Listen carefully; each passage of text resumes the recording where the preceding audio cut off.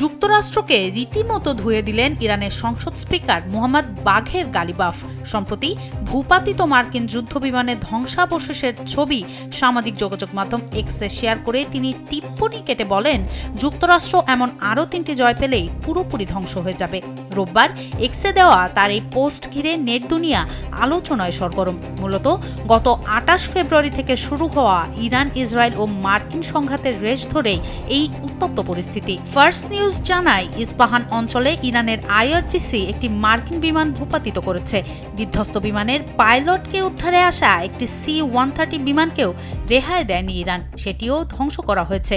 পাল্টা জবাবে ইরান শুধু নিজ সীমান্তেই ক্ষান্ত থাকেনি। সংঘাতের আবহে জর্ডান, ইরাক ও উপসাগরীয় অঞ্চলে থাকা মার্কিন ঘাঁটিগুলো এখন ইরানের ড্রোন ও ক্ষেপণাস্ত্রের নিশানায়। একের পর এক বিমান হারানোর এসব দাবি নিয়ে ওয়াশিংটন এখন পর্যন্ত মুখে কুলু পেটে থাকলেও গালিবাফের খোঁচা মধ্যপ্রাচ্যের উত্তাপ কয়েক গুণ বাড়িয়ে দিয়েছে।